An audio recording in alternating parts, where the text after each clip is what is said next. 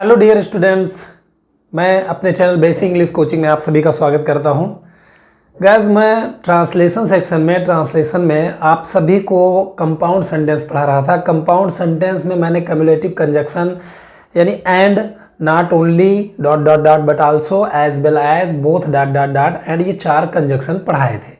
ठीक है, ये 4 संयोजक आपने पढ़ा था और उम्मीद है कि वो समझ में आ भी गया होगा। तो आज हम चलते हैं कंजक्शन नंबर 2 पर, जिसका नाम है कंपाउंड सेंटेंस का दूसरा कंजक्शन। इसका नाम है एडवर्जेटिव कंजक्शन। एडवर्जेटिव कंजक्शन का मतलब होता है विपरीतार्थक संयोजक। गाइस, इसकी मैं परिभाषा थोड़ा बताना चाहूँगा कि ऐसे 2 या 2 से अधिक वाक्य जिनमें विपरीत भावों का बोध होता है, उल्टा भावों का बोध होता है, विपरीत, उनको हम विपरीतार्थक संयोजक कहते हैं। ठीक है, तो यहाँ पे चलते हैं, समझते हैं। देखिए, पहले ये सबसे पहले मैं बताना चाहूँगा, टोटल इसमें आप देख सकते हो कितने कंजक्शन है। But, yet, still, nevertheless, however, while. इसका क्रमशः हिंदी लिखा हुआ, बट मतलब लेकिन, किंतु या परंतु, यट मतलब फिर भी, स्टिल मतलब तब भी या तथापि, नेवरदलेस का मतलब भी वही होता है, तथापि या तो भी, तब भी, हाउएवर मतलब फिर भी या जबकि, और व्हाइल का मतलब भी जबकि होता है। और यहाँ पे एक कंजक्शन दिया गया है जिसमें दो शब्द हैं, तो इसका मतलब होता है यद्यपि, फिर भी। और ये ऐसे 2 या 2 से अधिक वाक्यों को जोड़ता है जिसमें विपरीत भावों का बोध होता है, उल्टा भावों का। चलिए सेंटेंस पे समझते हैं। यहाँ पे आप देखिए कंजक्शन आपको मिल रहा है लेकिन यानी बट। तो देखिए, मैंने उसे बुलाया, वह यहाँ नहीं आना चाहता था। मैंने बुलाया तो उसको आना चाहिए, नहीं आना चाहता था, तो उल्टा अर्थ है, विपरीत भाव है। ठीक है, तो ऐसे कंजक्शन जो इस तरह के भाव रखने वाले वाक्यों को जोड़ते हैं उन्हें हम एडवर्जेटिव कंजक्शन कहते हैं। बनाना बहुत आसान है गाइस।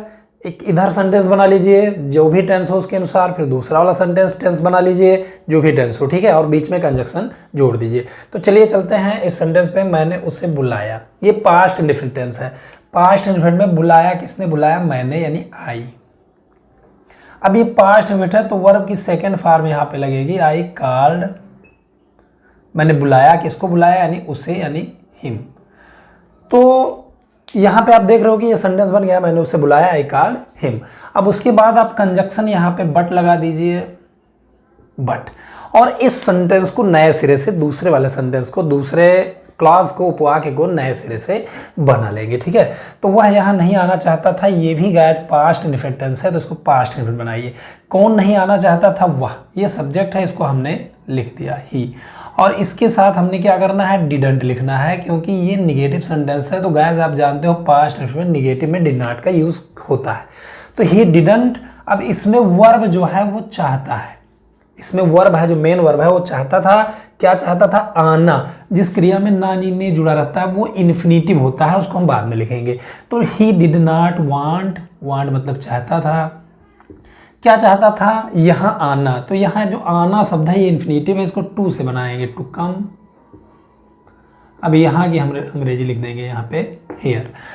तो गाइस इसमें कुछ भी खास नहीं करना है, बस आपको ये कंजक्शन बीच में लगाना है और फिर 2 सेंटेंसेज को, जिनको हम उपवाक्य कहते हैं, क्लॉज कहते हैं, उसको इधर उधर आराम से टेंस के अनुसार बना लेंगे। तो मैंने उसे बुलाया लेकिन वह यहाँ नहीं आना चाहता था, I called him but he did not want to come here. ऐसे इंग्लिश भी स्पीक की जाती है कि मैंने उसे देखा लेकिन उसने मुझे नहीं देखा, I saw him but he didn't see me. इस तरह से बोलते हैं। जैसे तुम बीमार हो लेकिन तुम भी यहाँ आए हो, तुम्हारा स्वागत है। तो you are sick but you have come here, you are welcome. तो इस प्रकार से इंग्लिश स्पीकिंग भी की जाती है। मतलब अगर ये चीज़ें आप अच्छे से पढ़ते जाओगे तो आप इंग्लिश स्पीक कर सकते हो, इंग्लिश राइट कर सकते हो, रीड कर सकते हो, कुछ भी कर सकते हो इंग्लिश में। ठीक है, तो चलिए चलते हैं दूसरे सेंटेंस पे। तुम धनी हो किंतु तुम रुपए खर्च नहीं करना चाहते हो। अब यहाँ पे आप देख रहे हो एक किंतु शब्द आ गया है। ठीक है, तो बट मतलब लेकिन, किंतु, परंतु कुछ भी होता है। तुम धनी हो, पहले इस सेंटेंस को हमने बनाना है। इसमें हो शब्द यानी ये सिंपल सेंटेंस है, इज एम आर का नियम है। तुम धनी हो यानी यू, इसके साथ हमने क्या करना है? आर लिखना है, आर। धनी की अंग्रेजी होता है रिच। ये वाला गाइस क्लास बन गया, तुम धनी हो, यू आर रिच। अब हमने क्या करना है? किंतु की अंग्रेजी यहाँ पे लिख देना है बट। ठीक है। अब उधर वाले उपवाक्य को उसके नियम के अनुसार, उसके टेंस के अनुसार सही से सब्जेक्ट वर्ब ऑब्जेक्ट ढूंढ के बनाना है। तो तुम रुपए खर्च नहीं करना चाहते हो, कौन खर्च नहीं करना चाहते हो? तुम। ये सब्जेक्ट हम लिख देंगे यू, ठीक है।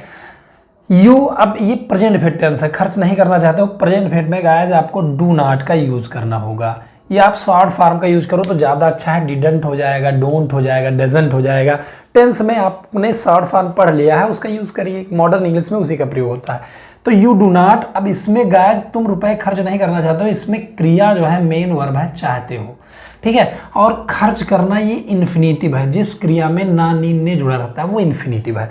तो यू डू नॉट चाहते हो यानी वांट, क्रिया हमने लिख दिया। क्या चाहते हो? खर्च करना। खर्च करना की अंग्रेजी टू स्पेंड लिखेंगे क्योंकि ये इन्फिनेटिव है, ठीक है। तो you do not want to spend, तुम खर्च नहीं करना चाहते हो। क्या खर्च नहीं करना चाहते हो? रुपए यानी द रुपीज, या मनी लिख सकते हैं हम यहाँ पे, ठीक है। You do not want to spend rupees या द रुपीज, ठीक है। तो you are rich but you do not want to spend the rupees. तो गैस यहाँ पे आप देख रहे हो कि ये कंजक्शन क्लियर हो गया, बट इसको बीच में लिखिए, इधर उधर सेंटेंसेस को बना दीजिए, आपका काम क्लियर हो गया। कंजक्शन बस दो वाक्यों को जोड़ने का कार्य करता है, इसमें कोई खास रूल नहीं होता है, बस आपको टेंस से सही से बनाना होता है, सेंटेंस से सही से बनाना होता है। तो चलिए चलते हैं अगले सेंटेंस में, जिसमें कंजक्शन यहाँ पे आप देख रहे हो फिर भी है। फिर भी दो ऐसे वाक्यों को जोड़ रहा है जो विपरीत अर्थ देते हो। समझने की कोशिश करिए। अरुण बहुत बीमार है, तो अरुण बीमार है और यहाँ पे लिखा है वो प्रतिदिन विद्यालय जाता है। अब भाई वो बहुत बीमार है तो उसको विद्यालय नहीं जाना चाहिए, लेकिन बीमार होने के बावजूद भी स्कूल जा रहा है, तो इसका मतलब उल्टा अर्थ है, विपरीत भाव है। यानी बीमार है तो नहीं जाना चाहिए, फिर भी वो जा रहा है। तो इसको हम एडवर्जेटिव कंजक्शन कहते हैं, इसको हम विपरीतार्थक संयोजक कहते हैं। और इसको बनाना आसान है, बीच में आप इसको ऐड कर दीजिएगा एट, यट, और इधर सेंटेंस बना लीजिएगा, उधर सेंटेंस बना लीजिएगा। टेंस सही होना चाहिए, सेंटेंस सही होना चाहिए। तो अरुण बहुत बीमार है, कौन बीमार है? यहाँ पे हमने लिख दिया अरुण। अब इसके साथ हमने क्या करना है? इज लगा देना है, अरुण इज। अब ठीक बहुत बीमार, इसकी इंग्लिश हम लिख देंगे वेरी सिक, या इल लिख सकते हैं आप। अरुण इज वेरी सिक, अरुण बहुत बीमार है। फिर भी यहाँ पे हमने क्या किया? यट लिख दिया। अब वो सेंटेंस नए सिरे से बना लेंगे, वह प्रतिदिन विद्यालय जाता है। इसमें एक चीज़ और आप कर सकते हो कि इधर अगर सब्जेक्ट लिखा है वही सब्जेक्ट इधर भी लिखना है, तो वो मत लिखिए। अरुण बहुत बीमार है, फिर भी वह प्रतिदिन विद्यालय जाता है। तो कौन विद्यालय जाता है? अरुण। अरुण यहाँ पे लिखा है, चाहे तो आप वहाँ की इंग्लिश ना लिखें, लेकिन अगर हिंदी में आ गया तो लिख भी सकते हैं, ना लिखे तो भी सही है। प्रतिदिन विद्यालय जाता है, यट यहाँ पे ही लिखा है तो लिख दीजिए, या नहीं लिखे तो भी सही है, सीधा क्रिया लिख दें। तो Arun is very sick, yet he, वह जाता है यानी गोज। उम्मीद है कि आपको टेंस आता होगा, टेंस अगर नहीं आता है तो इसमें आप असफल हो जाओगे। तो ही गोज, वो जाता है, कहाँ जाता है? To school. अब हमने लिख देना है एवरीडे यानी हर दिन, एवरी डे। ये सेंटेंस बहुत बन गया, बहुत सही बन गया। Arun is very sick yet he goes to school every day, ठीक है। तो इस प्रकार से हम इस विपरीतार्थक संयोजक को बनाएंगे, इसमें कुछ खास रूल नहीं है। चलिए चलते हैं इस सेंटेंस पे। इसमें लिखा है लड़के क्रिकेट खेल रहे हैं जबकि लड़कियां अपनी किताबें पढ़ रही हैं। तो इसमें उल्टा अर्थ कैसे क्लियर हुआ? मतलब लड़के अपनी पुस्तक पढ़ रहे हैं तो लड़कियां भी यहाँ पे लिखा है लड़के क्रिकेट खेल रहे हैं तो लड़कियां भी कुछ खेल रही होती, तो वो सेम रूल हो गया, मतलब सेम भाव हो गया, एक ही तरह का। लेकिन लड़के क्रिकेट खेल रहे हैं जबकि लड़कियां पढ़ रही हैं, तो उल्टा, दोनों सेंटेंसेस में उल्टा भाव, विपरीत भाव आया है, तो इसको हम एडवर्जेटिव कंजक्शन कहेंगे। अब सेंटेंस बनाना है, लड़के क्रिकेट खेल रहे हैं, प्रेजेंट कंटीन्यूअस टेंस है, प्रेजेंट कंटीन्यूअस बनाइए। द बॉयज यानी लड़के, इसके साथ सहायक क्रिया आर लग जाएगा, आर। खेलना की अंग्रेजी होता है प्ले, उसमें हमने क्या किया? आईएनजी जोड़ दिया, playing. The boys are playing यानी लड़के खेल रहे हैं, क्या खेल रहे हैं? क्रिकेट। तो यहाँ पे हमने क्या करना है? क्रिकेट लिख देना है। The boys are playing cricket. और जबकि की अंग्रेजी यहाँ पे जब हमने व्हाइल का यूज़ किया, या हाउएवर भी लिख सकते हैं, हाउएवर का मतलब भी वही होता है। लड़कियां अपनी किताबें पढ़ रही हैं, कौन पढ़ रही हैं? लड़कियां यानी द गर्ल्स। इसके साथ हमने आर का प्रयोग कर देना है क्योंकि ये भी प्रेजेंट कंटीन्यूअस टेंस है। व्हाइल द गर्ल्स आर, पढ़ रही हैं यानी रीड में आईएनजी जोड़ देंगे, रीडिंग। क्या पढ़ रही हैं? अपनी किताबें। तो अपनी की अंग्रेजी होता है दियर, और किताबें की इंग्लिश होता है बुक्स। ये बन गया। तो लड़के क्रिकेट खेल रहे हैं जबकि लड़कियां अपनी किताबें पढ़ रही हैं, ये बना the boys are playing cricket while the girls are reading their books. तो इस प्रकार से हम कंजक्शन का यूज बीच में कर देंगे और इधर उधर सेंटेंसेस को बना लेंगे। लेकिन इसके लिए आपको टेंस आने चाहिए, टेंस का पैसिव वॉइस आना चाहिए। अगर ये सब नहीं आता है तो जल्दी बनाने में दिक्कत होगी आपको। तो ये यहाँ पे देखिए, ये वाला जो कंजक्शन है, दो मतलब यद्यपि और यट मतलब फिर भी, दो डॉट डॉट डॉट एट। तो यहाँ पे आप देख रहे हो कि इसमें दो शब्द हैं, यानी यद्यपि हो गया एक, और यहाँ पे तो भी या फिर भी हो सकता है।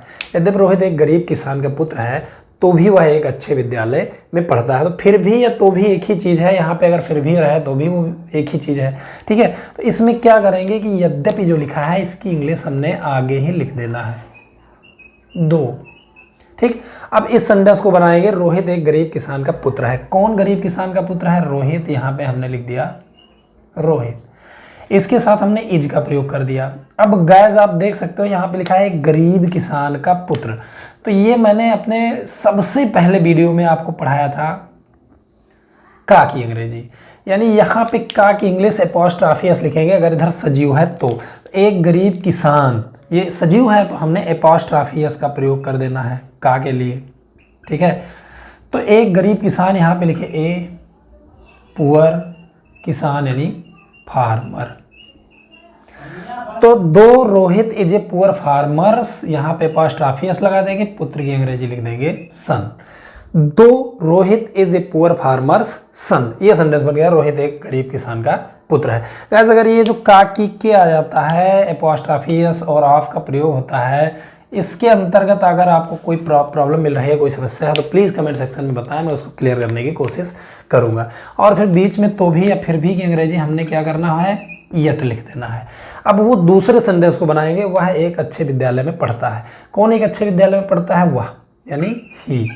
अब पढ़ना की अंग्रेजी होता है स्टडी, उसमें हमने क्या करना है, ई एस जुड़ जाएगा, यानी स्टडी एक ऐसी क्रिया है जिसमें वाई लास्ट में है। तो जब वाई लास्ट में आ जाता है, उससे पहले कोई कॉन्सोनेंट आ जाती है, तो उसमें जब हम यस या एस जोड़ते हैं तो वाई को हटा करके उसमें आई ई एस जोड़ देते हैं, आई ई एस, तो ये हो जाएगा स्टडीज़।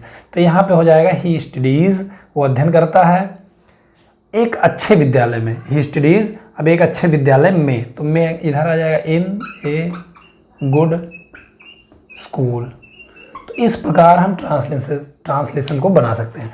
यद्यपि रोहित एक गरीब किसान का पुत्र है, दो Rohit is a poor farmer son, फिर भी या तो भी की अंग्रेजी यट, वह एक अच्छे विद्यालय में पढ़ता है, he studies in a good school. तो ये कंजक्शन उम्मीद करता हूँ कि आपको समझ में आ गया है। इसमें से कोई भी कंजक्शन होगा आपको बीच में लगाना है, बीच में लगा के इधर और उधर दो क्लाजेज जो आए हुए हैं, उपवाक आए हुए हैं, उसको बना लेंगे। टेंस सही होना चाहिए, कुछ बीच में छोटे मोटे रूल हैं वो भी सही होना चाहिए, तो आपका ट्रांसलेशन बन जाएगा। तो यहाँ पे एडवर्जेटिव कंजक्शन होता है ख़त्म। इसके बाद इलेटिव कंजक्शन है, उसके बाद अल्टरनेटिव कंजक्शन है, जो मैं अपने अगले वीडियोज़ में पढ़ाता जाऊँगा। इस वीडियो में इतना ही, उम्मीद करता हूँ कि समझ में आ गया है। अगर आपको समझ में नहीं आया तो प्लीज़ मुझे कमेंट करके बताइए और मैं उसको फिर से डाउट क्लियर करने की कोशिश करूँगा। अगर आप मेरे चैनल में नए हैं तो प्लीज़ मेरे चैनल को सब्सक्राइब कर लीजिए, बेल आइकन को दबा दीजिए ताकि मेरे अपकमिंग वीडियोज़ आपको टाइम टू टाइम मिलते रहें, ठीक है। इस वीडियो में इतना ही, धन्यवाद, thanks for watching, good bye.